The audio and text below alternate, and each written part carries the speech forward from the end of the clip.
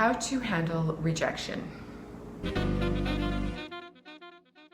So I did a video on how to use reverse engineering to get a girlfriend, and I had a comment on there from a fellow who said, yeah, but you're assuming that you're going to actually get yeses out of girls when you approach them. And so I just wanted to go into that a little bit further here.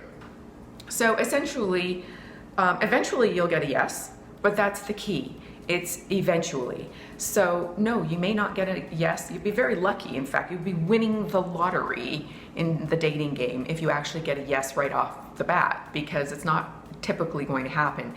In that video, I talked about how I use reverse engineer. I think I was in that video. Anyways, to get really successful in sales, and how I made 100 calls a day or until I got an appointment. So I just want to kind of use that reference a little bit more again, because it's relevant to specifically relevant to rejection. So I made 100 calls a day or until I got one, which was an appointment. But here's how many calls I actually made in order to make a sale. So I made 100 calls a day. I would get maybe one appointment. Out of those, I would get it would take 4 appointments for me to get one. I was in real estate sales, one listing.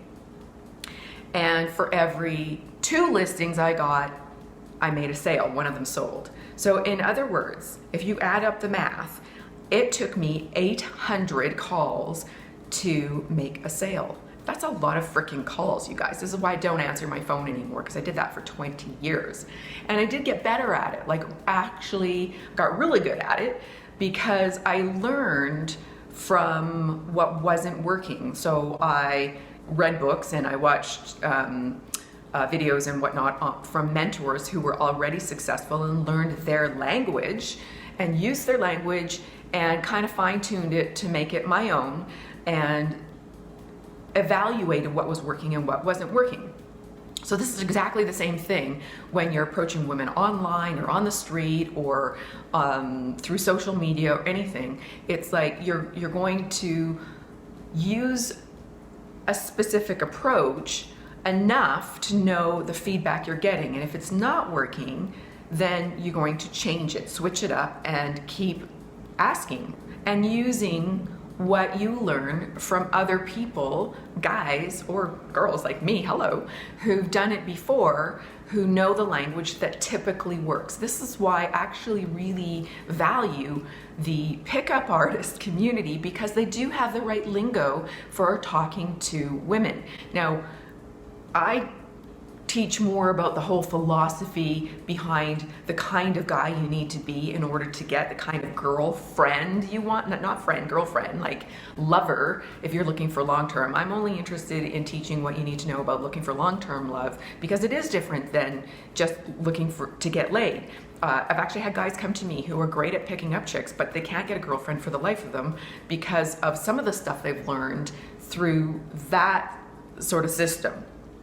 But part of it is really good. Like the things that pickup artists will say to women are often quite effective, and some of the tactics. So the early stuff is really effective in getting over the fear of rejection and learning to handle it, because you can think about it all you want. You can watch all these videos, and you can, read books, and you can download all kinds of free cheat sheets. I have a free cheat sheet, by the way.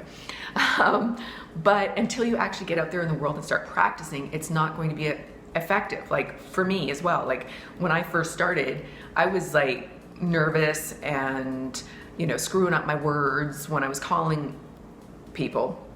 And I was cold calling. Like I was like, back in the day, I was just calling straight out of the phone book. Then I would go door knocking. I would actually walk around neighborhoods, and I was actually very good at that, because people were so surprised to actually see someone show up at their door that wasn't a Jehovah's Witness.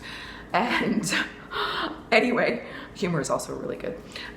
So it's really just about the numbers. So again, I've mentioned in other videos that the best way to handle rejection is to look for it, because you just want to get over that fear of it, because it's often our anticipation of the fear, that anxiety that comes over us before we do the thing, rather than the actual doing of the thing. And the more you do the thing that you're afraid of, the more you'll trust yourself to be able to handle the outcome of it, which is mostly not bad. Like, the outcome is rejection in most cases. It's like, so what? That's what you're going for. So the best way to handle rejection is to start actually going for it.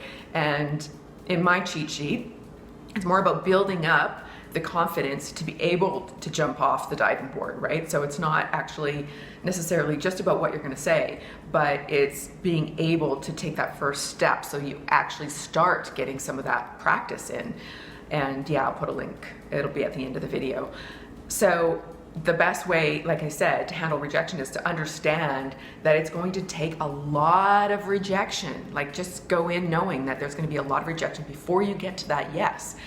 And never mind even the yes, before you get comfortable with approaching women, before you get comfortable with talking to women, before you get comfortable with asking for phone numbers, before you get comfortable with every step of the way, it's just going to require doing it. And the more you do it and then evaluate it and say, okay, what worked in that instance and what didn't? What could have I said a little differently? Or was it just that I was really nervous and my voice was shaky or whatever? The more you keep approaching and doing it is the way to get over that. Like, again, you know, looking at me, you think, wow, you know, she's got confidence. And I'm like, I do have confidence. But when I first started doing these videos, my voice, you might even notice, some people even actually commented that I was a little bit shaky at the beginning because I hadn't done it before. And now it's like, whatever. I'm just like having a conversation with you as though we're just out for coffee. So it's just taking that next step. You actually have to do, like, thinking, learning. Knowledge is only potential power. Knowledge plus action is real power. And that's actually a quote from Tony Robbins. So hope that helped. Remember, it took me 800 calls at the beginning to make one sale. And in the end, I was making like hundreds of sales a year, which is freaking a ton. A ton. You can be successful. You can do it.